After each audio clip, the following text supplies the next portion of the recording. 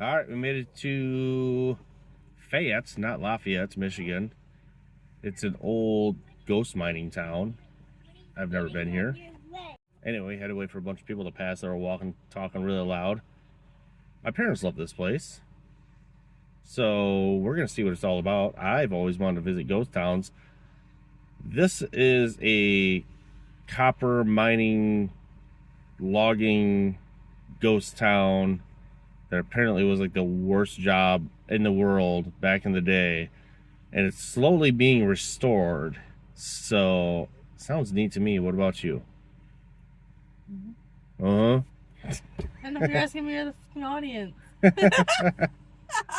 Good thing we're not monetized. Let's see. This is a ghost town that they are slowly restoring back to its previous glory. The entire town is on a peninsula on the Lake Michigan side. You can see they're slowly restoring that building. There's some buildings back there that have already been restored. We're going to explore later. You got the superintendent's office. Read that if you want. This is some sort of accounting office, because this is the company pay office. 153 employees who made on average $5,828. That must be all together. There's no one working. I want to get my $5,800. Jordan, give me the teller bank. I want some money. Give me some money. I first walked in, I thought there were people in here before I started filming. This is the machine shop. There's some lathes and stuff up here, and I don't know what else. 19th century belt-driven lathe. I've never seen one that old. I have no idea what this is. Oh, this is also a belt-driven lathe. Way older than that one. And over here, they did foundational research.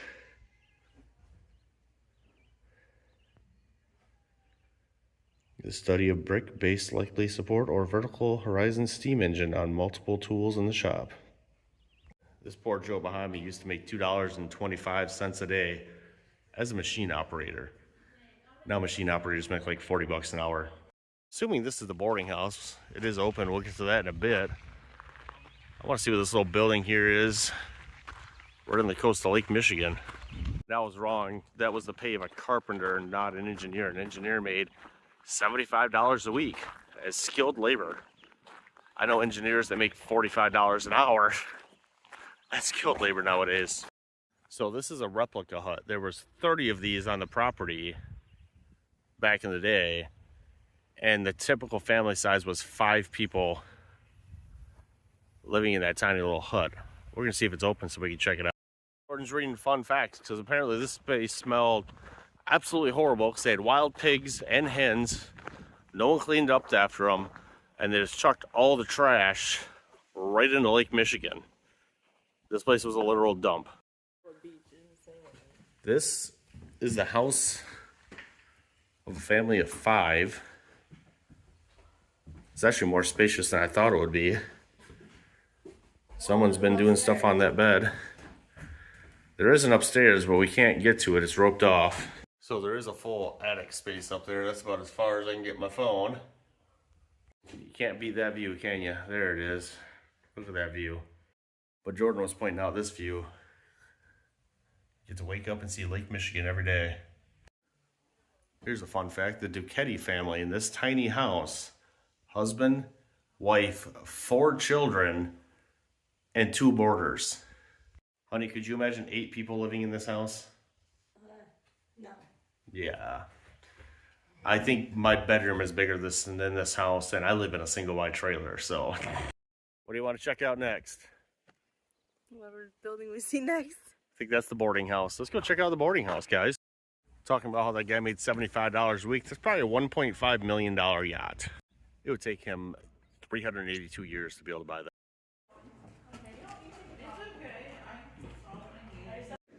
Kitchen remains. This actually looks like an original fireplace. A lot of this building's been redone. This was the boarding house. It's turned into more of an information area now. I think Jordan could read because I can't. This was a hotel, not the boarding house. And the stuff I showed over there is remains. And in front of me is what they found in the outhouses. It's like a baby shoe they dug out of the outhouse.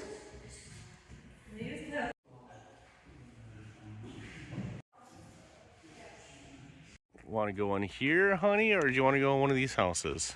You got the old school house.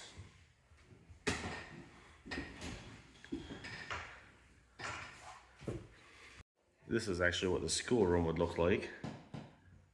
They have these desks at a local camp near the house. I was reading that they had 2, 3 to 4 kids in one bed, and she said she wouldn't share a bed with her brother as a kid. What a spoiled brat I have. Nope. This is the remains of one of the original houses. Foundation. That would be the cellar. And the rest of this would be the house. That is the town hall. I'm waiting for Jordan to go explore it. She's way too interested in reading. Jordan's favorite thing in the world. Informational stuff to read. Anything exciting, honey?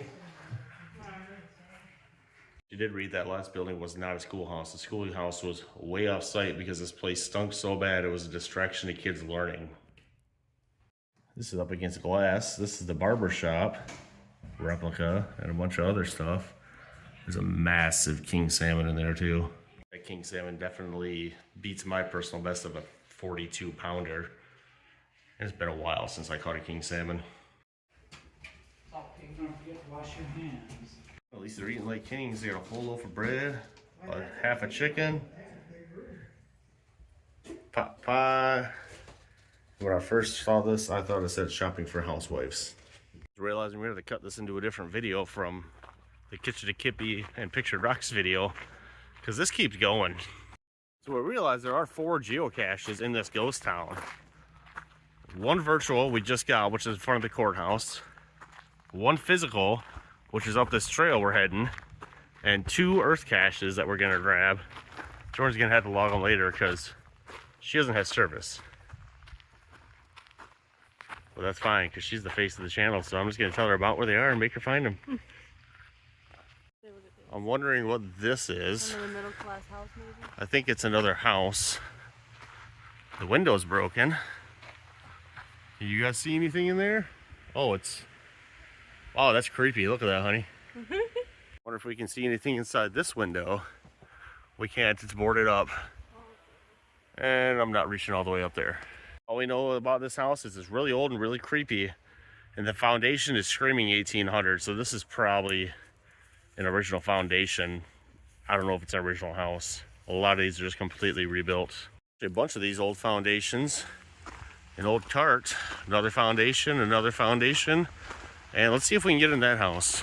This is known as the middle class resident area. I don't know if we can see in any of these houses. Let's find out. Peekaboo. You guys see anything in there? Yeah, it's a pretty dilapidated house in there, guys. That room on the right is the one we were just trying to look in, and that's the back room. Anything good in that house, honey? No, same thing over here. Dilapidated garbage? Yeah. Quite a few of these houses, and they all look like dilapidated garbage. So we're not gonna film the inside of every one of them. There's 2 we've looked, we're passing the 3rd, and there's a 4th. Yeah, I think this is the last one. Jordan is in love with the view and throwing her sunglasses on the ground. No matter how bad the working conditions were here, I would love to wake up to this view every morning. That's a multi-million-dollar view nowadays. Honey, let's buy one of these houses and renovate it. Made it to the one and only physical cache on the island. It's called Lover's Lane. GPS is putting it behind me, but Jordan's walking way ahead, so maybe one of our GPSs is wrong. Yeah, GPS is putting it over here right off the trail. Small container, level 2 difficulty, level 2 terrain. Let's see. I was looking in the wrong direction. Jordan found it. I was looking at the tree in front of me. It's in the tree behind me. Jordan's gonna drive it though, because she... Got it, honey? I think there's a pen on the ground underneath it. Who cares? We have our own pens on your fancy dancy fanny pack. Got a Pokemon ring, a light bulb, and a rock, and some hair scrunchies. And it looks like a Star Wars sticker. Alright, got the log sign. Jordan's putting her back. Successful geocache? There we go. Help herself, we gotta go to the lakeshore. Even though we're gonna be driving down the lakeshore with actual sandy beaches for 2 hours to get back to the hotel tonight. I'll admit when I'm wrong, Jordan just found a hell of a view down here. Look at that shoreline of Lake Michigan. All right, we just got both of the virtual caches. One was that back there. The other one was the cliffs that Jordan found secretly. And that's all the geocaches here, but there are a couple more things to check out. The doctor's house and a couple more abandoned houses up here. So all the preservation done started in 1999 by Eastern Michigan University students. This can show you what they started with. To real drywall. Looks like there used to be a smoke chimney over there. Yeah, this is an unfinished project.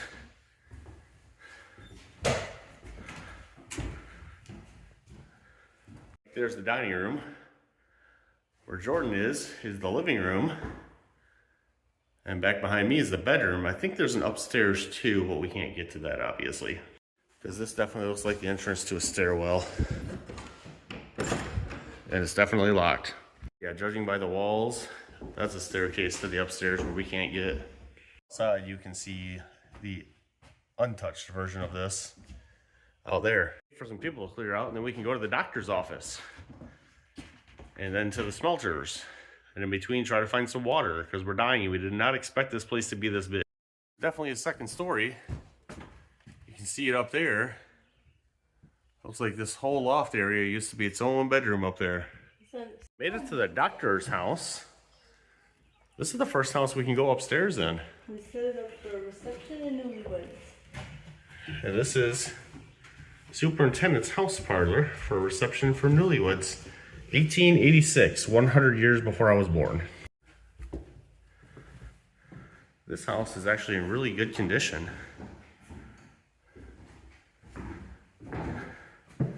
You got the superintendent's house library from 1883. That couch does not look like it's that old, nor does that gun cabinet. And you have the house kitchen with the table, the giant stove. There's a pantry back there. It looks like there was another bedroom. You go upstairs, honey? Yep. Let's see. All right, made it upstairs. Looks like it's pretty empty up here. A view from the top. You can pause and read that. I'm gonna turn away in 3, 2, 1. There's part of this house that's completely blocked off that we can't get to. As clean that is, it is a door with another good view out there. Last but not least, probably another empty bedroom. Look at that. You guys like the echo? 1 million subscribers, I will come back and climb in that attic. I dare you to hit subscribe. 1 million subscribers, that's all it takes. Even though on average I get about 30 views a video, 1 million subs, I will climb in that attic and go to jail probably.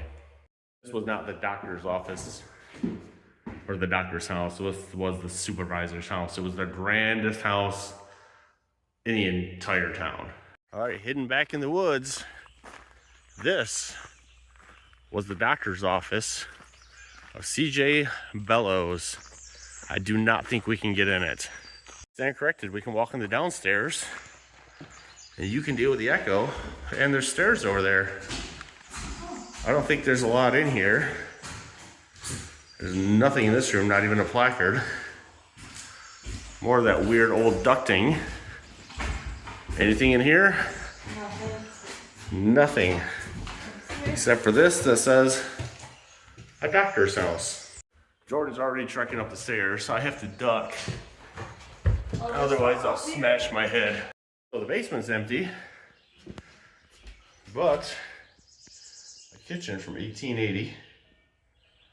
I think those eggs might be bad. I'll put them in some water and see if they float, honey. There's some food. If I ever had $1 million, I'd have one of these stoves in my house for no reason. And over here is the parlor. This all does not look like it's from the 1880s though. And about a month ago, we had a dozen eggs in the fridge. We didn't know how old they were. So Jordan Googled how to tell if eggs are bad. I said crack them open and smell them. And Jordan finds out if eggs float in the water, they're bad. The entire dozen of eggs floated in the water. So they were bad, right, Jordan? Yeah. So there was an entrance exit on the top. It was just on the side of the building. We found the remains of the boarding house. The structure has been missing so long that an entire tree this big has grown up through where it used to be. We only have one building left. I don't know, I'll look at the map. Jordy, how many buildings we got left? She doesn't know either, guys. We made it to the remains of the company store, one building that has not been restored in any way, shape, or form. We can only get to it from the other side. We can enter. But Jordan's busy reading, then we're gonna head over and show you what's up. So this side was the store. Over there was the warehouse. Here's the entrance to what you can get to in the store. You got a duck to get in. This is the warehouse. And then Jordan was taking pictures of me. Okay, this side was the warehouse.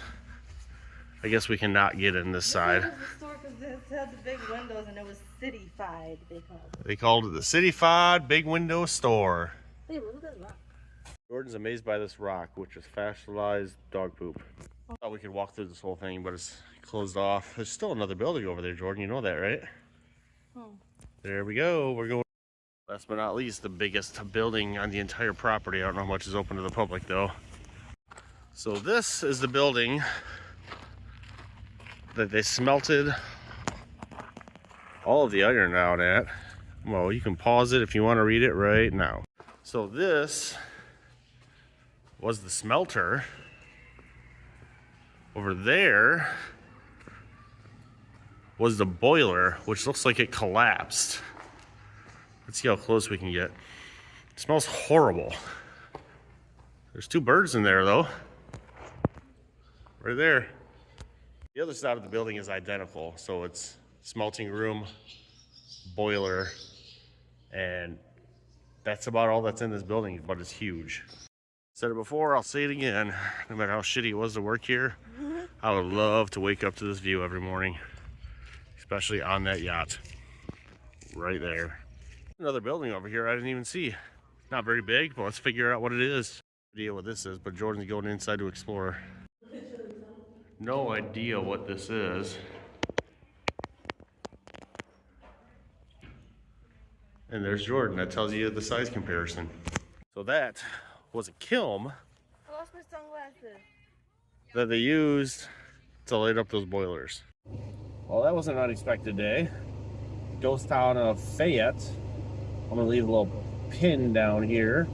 Show you exactly where that is in the UP. This was basically a slave labor camp. They were paid to be here, but it was the worst living and working conditions you'd ever imagine. Cool history. What do you think about it? It was cool. Interesting, very interesting. Yeah. I haven't been to a ghost town that's been partially restored before. But like, subscribe, follow, comment, do all that crap. We have a lot more exploring to do on our vacation here. You'll see it all. And I need new sunglasses. Yeah, Jordan lost her sunglasses. She has camouflage ones, though. You can't see them on her, but they're wearing them right now. Deuces.